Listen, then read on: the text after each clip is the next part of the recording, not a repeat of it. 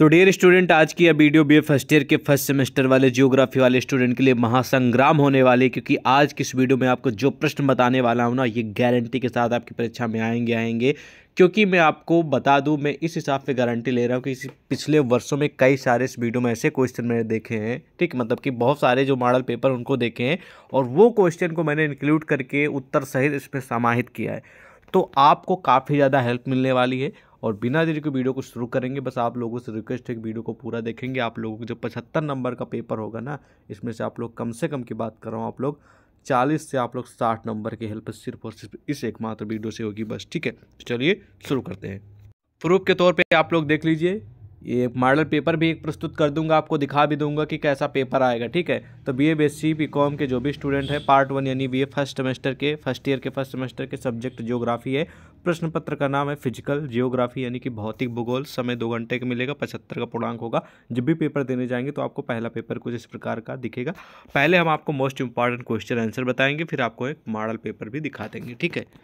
तो आज की इस वीडियो का जो सबसे पहला प्रश्न है कि भूगोल का पिता किसे कहा जाता है। आप भूगोल पढ़ने जा रहे हैं ना, तो भूगोल का पिता किसे कहा जाता है, यानी कि फादर ऑफ जियोग्राफी।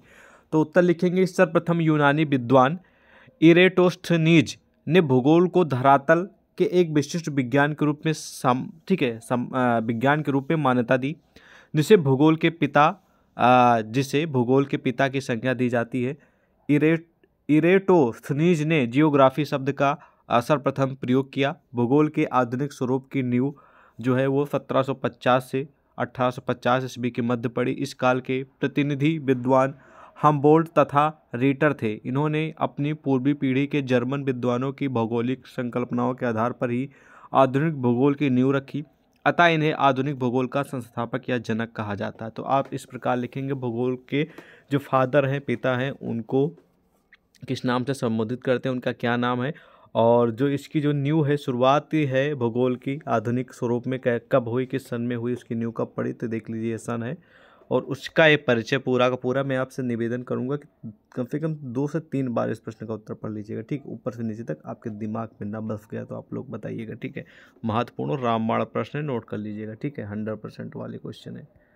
अगला प्रश्न है कि पृथ्वी को अनोखा ग्रह क्यों कहा जाता है, ठीक है। तो भाई हमारे मतलब कि बहुत सारे ग्रह हैं, आप लोग जानते ही हैं। टोटल 9 ग्रह आप लोग जानते हैं कि हमारे वायुमंडल में, ठीक है। सौरमंडल के सभी ग्रहों एवं उपग्रहों को केवल पृथ्वी पर ही पूर्ण रूपेण जीवन संभव है, ठीक है। और भाई पृथ्वी को एक अनोखा ग्रह इसलिए कहा जाता है क्योंकि सौरमंडल के सभी ग्रह जो भी हैं या फिर जो भी ग्रह हैं, इनमें उपग्रहों में केवल पृथ्वी एक ऐसा ग्रह है जिस पर पूर्ण रूपेण जीवन संभव है, इसलिए पृथ्वी को अनोखा ग्रह कहते हैं। पृथ्वी सूर्य से 14 करोड़ 96 लाख किलोमीटर दूर है। पृथ्वी का विषुवत रेखीय व्यास 12,760 किमी यानी कि है, और ध्रुवीय व्यास जो है वो 12,719 किमी है। पृथ्वी का क्षेत्रफल 49 करोड़ 25 लाख वर्ग किलोमीटर है। इसमें 7 महाद्वीप और 5 महासागर हैं। पृथ्वी अपनी धुरी पर घूमती है, 66.5 अंश का कोण बनाती है। पृथ्वी अपनी धुरी पर 23 घंटा तक 56 मिनट में 23 घंटा तथा 56 मिनट में एक चक्कर पूरा करती है। पृथ्वी पश्चिम से पूर्व की ओर घूमती है और इसी प्रकार घूमती 365 दिनों में सूर्य का एक चक्कर लगाती है, ठीक है। तो इस प्रकार आप इसके बारे में लिखेंगे, एक रामबाण और हमेशा रिपीट होने वाला क्वेश्चन है, ठीक है। तो आई होप आपको पता चल गया होगा कि पृथ्वी को अनोखा ग्रह क्यों कहा जाता है, क्योंकि इस पे जीवन संभव और पृथ्वी सूर्य से 14 करोड़ 96 लाख किलोमीटर दूर है। इस बात को भी ध्यान रखेंगे, ये भी प्लस पॉइंट है। और पृथ्वी जो अपनी धुरी पर 23 घंटा तथा 56 मिनट में एक चक्कर पूरा करती है। आप लोग देखते होंगे कि पृथ्वी, आप लोग जानते हैं कि एक जगह है, लेकिन पृथ्वी जो है वो चक्कर लगाती है किसकी, सूर्य की, ठीक है। लेकिन आपको उल्टा दिखता होगा कि जो पृथ्वी है वो स्थिर है और जो सूर्य है वो चक्कर लगाता है, लेकिन ये उल्टा है। आप इसके बारे में जब एनालिसिस करके डिटेल में पढ़ेंगे तो आपको खुद ही इसका फैक्ट पता चलेगा कि रीजन क्या है जिससे हम लोगों को फील नहीं होता, ठीक है। तो इसके बारे में आप डिटेल में गूगल सर्च कर सकते हैं, लेकिन फिलहाल जो मेन क्वेश्चन है उस पर ध्यान दीजिए, ये महत्वपूर्ण है, ध्यान रखेंगे। अगला प्रश्न है कि जोई कल्प अथवा नूतन कल्प क्या है? ये क्वेश्चन आने की बहुत कम उम्मीद है, इसलिए इसको हम इग्नोर करेंगे। ठीक है, अब अगले महत्वपूर्ण प्रश्न की ओर पढ़ेंगे। सियाल परत पर संक्षिप्त टिप्पणी लिखिए, ये भी बहुत कम आने को उम्मीद है। ठीक है, तो हम मेन क्वेश्चन आप पढ़ भी सकते हैं, इग्नोर भी कर सकते हैं। कुछ बार आया है इसलिए मैं आपको बता रहा हूँ कि हमेशा रिपीट नहीं होता, लेकिन कुछ बार आया, आप पढ़ भी सकते हैं। लेकिन जैसे ये क्वेश्चन है, भूपपर्टी पे क्या आशय है, भूपपर्टी किसे कहते हैं, ये रामबाण प्रश्न है। तो उत्तर लिखेंगे, ऊपरी तथा मध्यम परत को मिलाकर आर्थर होम्स ने पपड़ी का नाम दिया है। आर्थर एक प्रमुख विद्वान है, इन्होंने पपड़ी का नाम दिया है। और इस परत में सियाल की संपूर्ण परत तथा सीमा की ऊपरी परत को सम्मिलित किया गया है, उसी को भूपपर्टी कहेंगे। उसके बाद अगला प्रश्न प्रस्तुत है कि भूकंप की उत्पत्ति की प्राचीन विचारधारा को स्पष्ट कीजिए। ठीक है, तो बहुत ही महत्वपूर्ण प्रश्न है ये भी आप सभी के एग्जाम के लिए। तो इसका उत्तर लिखेंगे कि प्राचीन मतानुसार, यानी पुराने लोगों के नियमानुसार या फिर उनके मत के अनुसार उसे दैविक शक्ति का परिणाम माना जाता है। तो प्राचीन मतानुसार उसे, यानी भूकंप को, दैविक शक्ति का परिणाम माना जाता है। कालांतर में धारणा बनी कि जब पृथ्वी पर पाप अधिक होने लगते हैं तो उनके भार से पृथ्वी हिलने लगती है। बाद में लोगों ने समझा कि पृथ्वी किसी जानवर के ऊपर रखी है। ये लोगों के अलग अलग मतभेद हैं, अलग अलग लोगों के मतानुसार ये बातें हैं। ठीक है, तो कुछ लोग बोलते हैं कि उन मतलब कि पाप अधिक हो गया इसलिए पृथ्वी हिलने लगी। तो कुछ लोग बोलते हैं कि पृथ्वी हिलने लगती है क्योंकि ये जो है वो एक जानवर के ऊपर रखी है। जब जानवर हिलता है तो पृथ्वी कंपन होती है।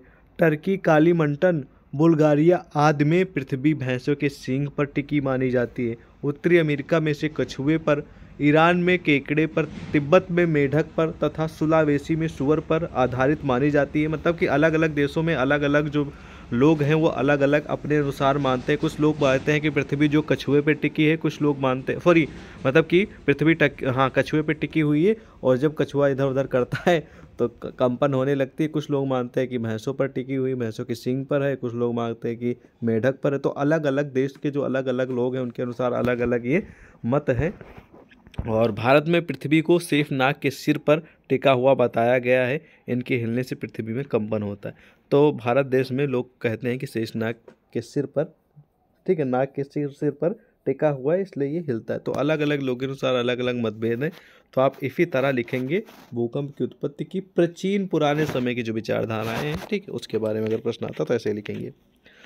उसके बाद अगला प्रश्न है कि ज्वालामुखी किसे कहते हैं? ये भी रामबाण प्रश्न, चलिए जानते हैं इसके बारे में। ठीक है, अलग अलग विद्वानों ने ज्वालामुखी की परिभाषा अलग अलग दी है, लेकिन यहीं पर एक प्रमुख विद्वान जिनका नाम है वारचेस्टर महोदय, ठीक है, वारचेस्टर महोदय ने कहा कि ज्वालामुखी प्रायः एक गोल या लगभग गोल आकार का एक छिद्र अथवा खुला भाग होता है, जिससे होकर पृथ्वी के अत्यंत तप्त भूगर्भ से गैस, जल, तरल, लावा तथा चट्टानों के टुकड़ों से युक्त गर्म पदार्थ पृथ्वी के धरातल पर प्रकट होते हैं। इस प्रकार ज्वालामुखी घटना का सीधा संबंध पृथ्वी के विभिन्न गहराइयों में होने वाली विशेष प्रक्रियाओं एवं घटनाओं से है। ऐसी घटनाओं एवं उनके लिए जिम्मेदार शक्तियों के प्रभाव से वहाँ की पहले से ही विशेष चट्टानें पिघल जाती हैं। इन्हीं पिघली हुई चट्टाने पदार्थों को मैग्मा कहते हैं। जब मैग्मा पृथ्वी की सतह पर आता है तो इससे मिलने वाली गैसें बाहर निकल आती हैं, तब उसे लावा कहते हैं। तो इस प्रकार लावा तथा गैसें मिलकर मैग्मा बन जाता है। मैग्मा आग्नेय चट्टान बनने का वर्तमान में आधार है।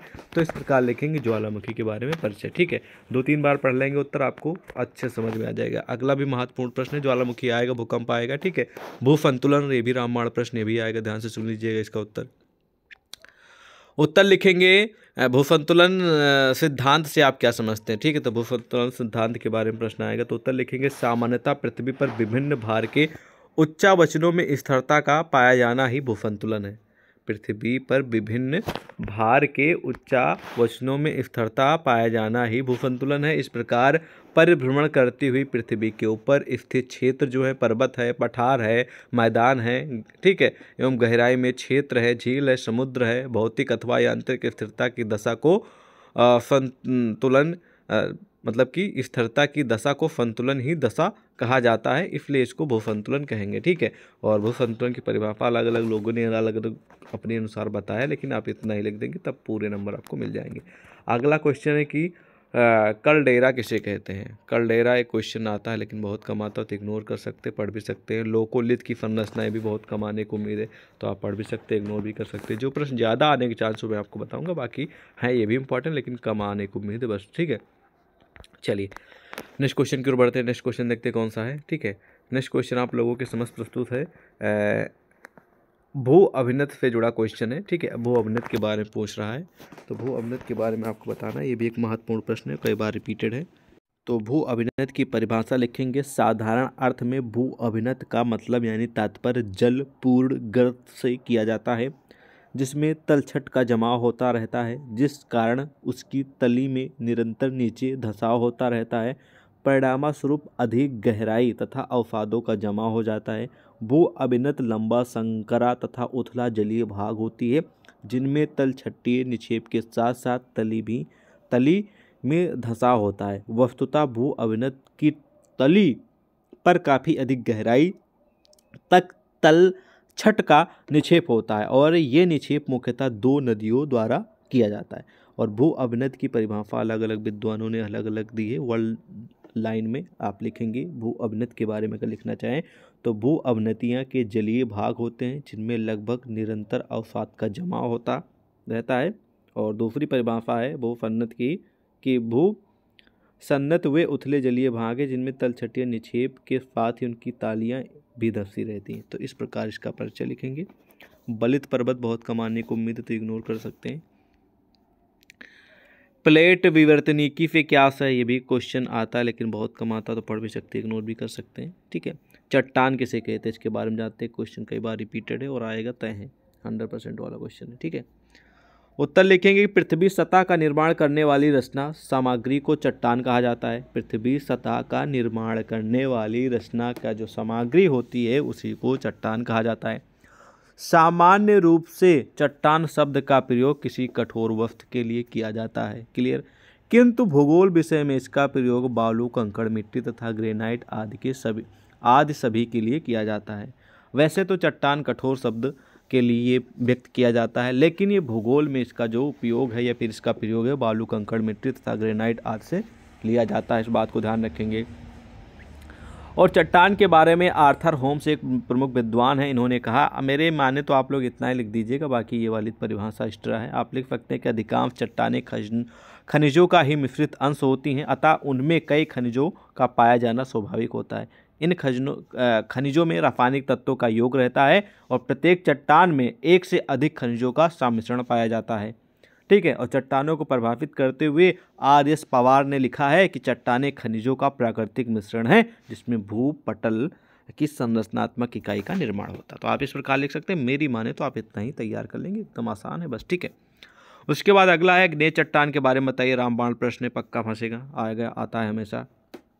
उत्तर लिखेंगे कि अग्नेय चट्टान, अग्नेय शब्द लैटिन भाषा के इग्नस शब्द से संबंधित है, जिसका अर्थ है अग्नि होता है। पृथ्वी के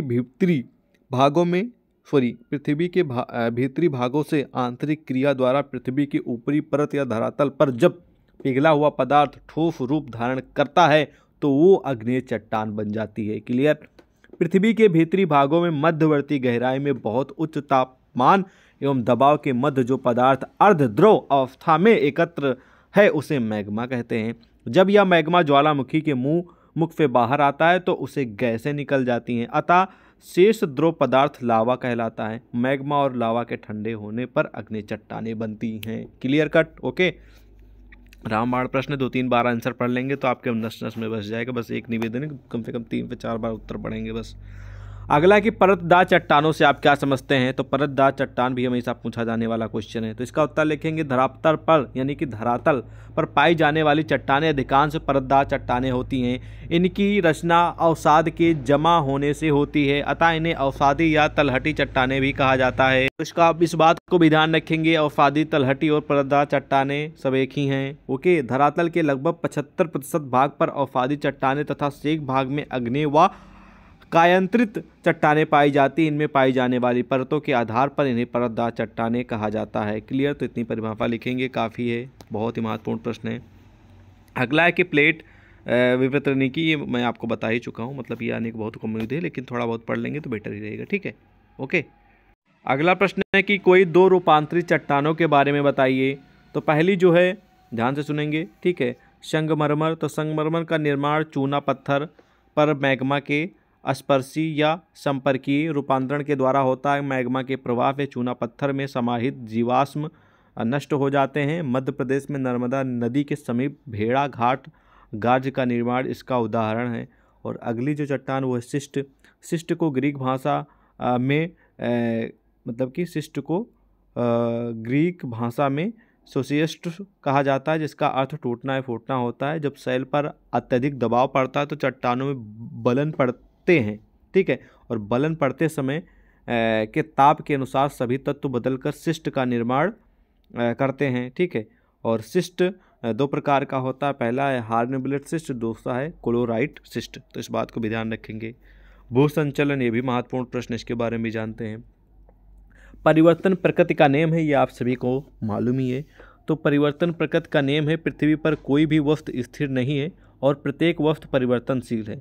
भूपटल पर पाई जाने वाले विभिन्न भू आकृतियाँ जैसे कि महाद्वीप, महासागर, पर्वत, पठार, मैदान, घाटियाँ आज सभी परिवर्तनशील है। उदाहरण, जहाँ पर आज गगनचुंबी हिमालय पर्वत खड़ा है वहाँ पर 20 करोड़ वर्ष पूर्व ठीक है, टेथिस सागर नामक समुद्री भाग स्थित था और गंगा सिंधु के मैदान के स्थान पर एक विशाल द्रोणी थी।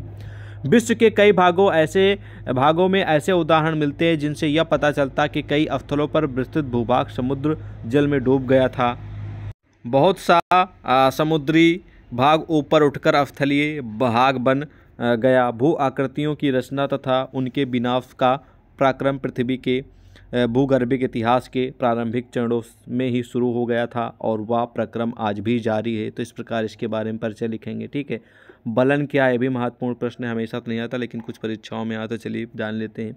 पृथ्वी के अंतर्जात बल द्वारा क्षैतिज संचलन के कारण जब भूपटलीय चट्टानों में संपीड़न की स्थिति उत्पन्न हो जाती है तो चट्टानों में लहरनुमा मोड़ पड़ जाते हैं, ठीक है, जिन्हें बलन के नाम से पुकारा जाता है। ओके, बलन में एक भाग ऊपर उठ जाता है जिसे अपनति कहते हैं और दूसरा भाग नीचे दब जाता है जिसे अभिनति कहते हैं, ठीक है। तो इस प्रकार आप लिखेंगे, ठीक है। प्रत्येक बलन के दोनों ओर के भागों को बलन की भुजाएं कहते हैं। तो इस प्रकार पूरा परिचय लिखेंगे। मेन तो इतना ही है, बाकी आप डिटेल में इस प्रकार ले सकते हैं, ठीक है। महत्वपूर्ण प्रश्न भी है। अगला प्रश्न है कि बलन और भ्रंश में अंतर बताइए। तो पढ़ लीजिएगा, ये भी इंपॉर्टेंट साबित हो सकता है, 70% मान के चलते हैं। अगला अपक्षय जानते हैं क्या, ये महत्वपूर्ण प्रश्न है, ठीक है, बहुत ही बार रिपीटेड है। तो अपक्षय का उत्तर लिखेंगे कि मौसम के विभिन्न स्थैतिक क्रियाओं द्वारा चट्टानों के टूटने फूटने को अपक्षय या अपक्षरण कहते हैं।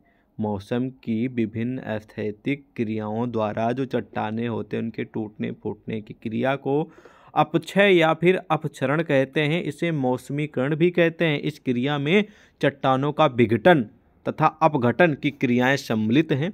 विघटन में चट्टानें बलकृत शक्तियों द्वारा चटक कर टूट फूट जाती हैं और अपघटन में रासायनिक क्रिया द्वारा चूर्ण बन जाता है, यानी कि एक मसाला टाइप का बन जाता है। विघटन और अपघटन होते समय चट्टानों का स्थानांतरण नहीं होता है। अपक्षय की परिभाषा अलग अलग विद्वानों ने कुछ इस प्रकार प्रस्तुत किया, आप पढ़ लीजिएगा, ठीक। हम मेन क्वेश्चन पे फोकस करेंगे। डेविस के भौगोलिक चक्र पर प्रकाश डालिए। तो 60% उम्मीद है या फिर 70% आने की पूरी उम्मीद नहीं है, तो आप पढ़ भी सकते हैं, इग्नोर भी कर सकते हैं। अगला प्रश्न भी महत्वपूर्ण है, अपर्दन से क्या आशय है। तो अपर्दन के बारे में जानते हैं। तो उत्तर लिखेंगे, अपर्दन एक गतिशील प्रक्रिया है। अपर्दन अपक्षय द्वारा विखंडित चूर्ण को परिवहन द्वारा स्थानांतरित करने का कार्य करता है। साथ ही चट्टानों को बलपूर्वक काटने छाटने का कार्य भी अपर्दन के द्वारा ही किया जाता है। अपर्दन का यह कार्य अपर्दन के कारकों द्वारा संचालित किया जाता है या फिर होता है। अतः कहा जा सकता है कि प्रभावित यानी कि बहने वाली चीज़ें जल, वायु, भूमिगत जल, हिमानी आदि अपर्दन के कारकों द्वारा धरातल की ऊपरी परतों का घर्षण तथा काट छांट करके उनका परिवहन कर अन्यत्र निक्षेपण करने की प्रक्रिया को अपर्दन कहा जाता है। क्लियर कट, सिंपल सा आंसर, बस 3 से 4 बार उत्तर पढ़ लीजिएगा, दिमाग में बस जाएगा, ठीक है। अगला प्रश्न महत्वपूर्ण है, वायुमंडल किसे कहते हैं। तो वायुमंडल के बारे में जानते हैं। तो उत्तर लिखेंगे, पृथ्वी के चारों ओर एक ऐसा आवरण है जिसमें प्रविष्ट होते ही कोई भी अंतरिक्ष का पदार्थ, उल्का पिंड आदि स्वयं ही नष्ट हो जाते हैं। पृथ्वी का यह आवरण गैसों का बना है। पृथ्वी के इस चारों ओर के गैसीय आवरण को वायुमंडल कहा जाता है। और एक प्रमुख विद्वान है जिनका नाम है प्रोफेसर सविंद्र सिंह, इन्होंने कहा कि वायुमंडल के बारे में, पृथ्वी के चारों तरफ कई सौ किलोमीटर की मोटाई में व्याप्त गैसीय आवरण को वायुमंडल कहा जाता है। तो जो भी परिभाषा आपको बेटा लेके तैयार कर लीजिएगा, सिंपल सा प्रश्न है लेकिन महत्वपूर्ण है, वायुमंडल आएगा पक्का, ठीक है। अगला भी महत्वपूर्ण प्रश्न है कि सूर्यातप के बारे में बताइए। तो उत्तर लिखेंगे, सूर्याभिताप और सौर ऊर्जा या फिर सौर शक्ति उस ऊर्जा को कहते हैं जो प्रकाश एवं ऊष्मा के रूप में धरातल को प्रकाश की गति से एवं लघु तरंगों के रूप में सूर्य से प्राप्त होती हैं, इसे सौर विकिरण भी कहते हैं, ठीक है। और ये पूरी परिभाषा आप यहाँ पढ़ लीजिएगा। मेन मैं आपको जो अलग अलग विद्वानों ने परिभाषा प्रस्तुत की वो बता दे रहा हूँ, ठीक है। केंड्रीयू ने कहा है कि सूर्य से वायुमंडल में निरंतर विकिरित ऊष्मा को सूर्यतप कहा जाता है।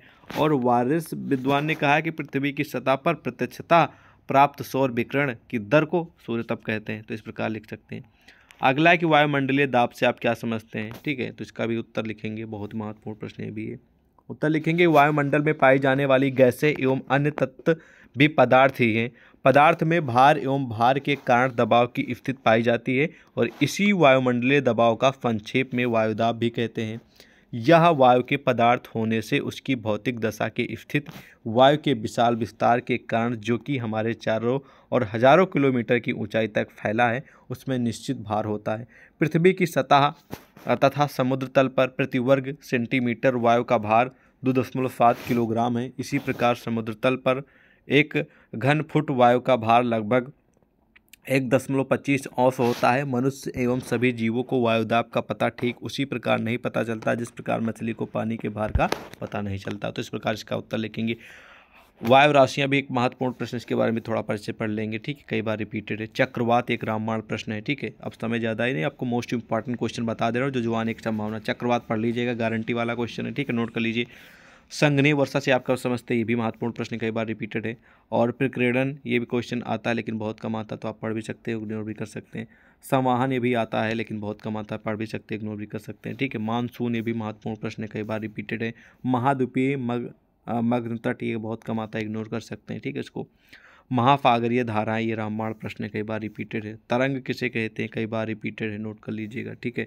महासागरीय निक्षेप किसे कहते हैं, आता है लेकिन बहुत कम आता है, पढ़ भी सकते हैं। बायोम किसे कहते हैं, भी बहुत कम आता है, ठीक है, आता है लेकिन कम आता है। उसके बाद उत्पादक तथा उपभोक्ता का अर्थ बताइए, थोड़ा पढ़ लेंगे, ये आ सकता है क्वेश्चन, ठीक है। तो इसी प्रकार आपकी परीक्षा में कुछ यही सारे क्वेश्चन देखने को मिलेंगे। मैं आपको पहले ही बोल चुका हूँ 75 नंबर का पेपर होगा, 40 से 60 नंबर के जो क्वेश्चन इसी वीडियो से आएंगे और ये पूरी PDF क्वेश्चन आंसर की और प्लस एक मॉडल पेपर का एग्जाम्पल सहित आपको हम देने वाले हैं, ठीक है। तो ये पूरी PDF आपको एक मॉडल पेपर रहेगा इसमें और क्वेश्चन आंसर रहेंगे, वो आपको हमारे 2 जगह से आप प्राप्त कर सकते हैं। पहला तो आप टेलीग्राम व्हाट्सएप से प्राप्त कर सकते हैं, ठीक है। तो आप डिस्क्रिप्शन में टेलीग्राम व्हाट्सएप का लिंक दिया, उससे ज्वाइन होकर आप हमें मैसेज कर दीजिएगा, सर हमें ये सब्जेक्ट का इस सेमेस्टर का हमें महासंग्राम PDF चाहिए, हम आपको सेंड कर देंगे। बाकी आप लोगों के लिए डियर स्टूडेंट वेबसाइट बनाई गई, इस पर भी विजिट करके आप हर सेमेस्टर के हर सब्जेक्ट के क्वेश्चन आंसर यहाँ पर मिलते रहेंगे। अभी तैयारी मतलब किस पे काम चल रहा है, आपको जल्दी मिल जाएगा, dearstudent.in, ठीक है। तो बस आज की इस वीडियो में इतना ही, मिलते हैं और नई वीडियो में। जय हिंद।